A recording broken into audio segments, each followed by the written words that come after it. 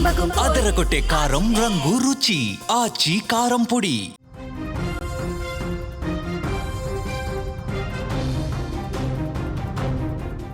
ప్రయాణం ఎటు తీసుకెళ్తుందో తెలీదు. నిద్రమత్తులో ఉన్న ఆ ప్రయాణికులకు అది చివరి రాత్రి అవుతుందని ఊహించలేదు.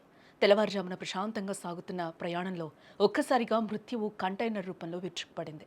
క్షణాల్లో చెలరేగిన మంటలు, ఆర్తనాదాలు, ఆ ప్రాంతమంతా రక్తసిక్తమైంది. కర్ణాటకలో జరిగిన ఈ భీకర రోడ్డు ప్రమాదం యావత్ దేశాన్ని దిగ్భ్రాంతికి గురి చేస్తోంది. కర్ణాటకలోని చిత్రదుర్గ జిల్లాలో ఈ రోజు తెల్లవారుజామున ఘోర ప్రమాదం చోటు చేసుకుంది. బెంగళూరు నుంచి గోకర్ణకు వెళ్తున్న సీబట్ ప్రైవేట్ ట్రావెల్స్ బస్సును ఒక భారీ కంటైనర్ లారీ బలంగా ఢీకొట్టింది. ఈ ఘటనలో 17 మంది ప్రయాణికులు సజీవ దహనమయ్యారు అక్కడికక్కడే. ఈ ప్రమాదం తెల్లవారుజామున అందరూ కూడా గాఢ నిద్రలో ఉన్న సమయంలోనే జరిగింది.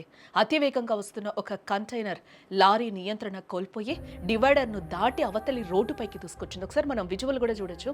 అక్కడ ఎంత దారుణంగా ఉందో, మంటలు కూడా ఏ విధంగా ఎగసిపడుతున్నాయో కూడా మనకి కనిపిస్తూ ఉంది. మొత్తం అంతా కూడా అక్కడ రోడ్డు మొత్తం కూడా రక్తసిక్తమైన పరిస్థితులు అయితే మనకి కనిపిస్తూ ఉన్నాయి.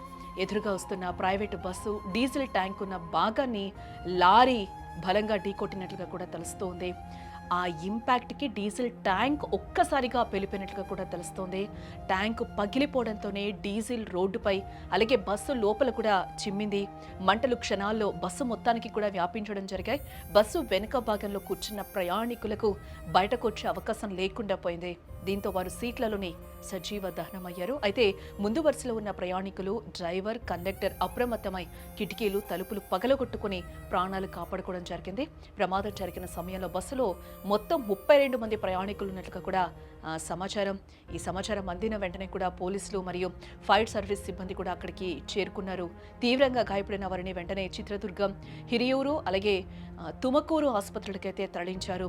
ప్రస్తుతం క్షతగాత్రులకు మెరుగైన చికిత్స కూడా అందుతోంది. మృతుల కుటుంబాల్లో తీరని విషాదం నెలకొందని చెప్పుకోవచ్చు. అతివేగమే ఈ ఘోరానికి ప్రధాన కారణమని కూడా అనుమానిస్తున్నారు.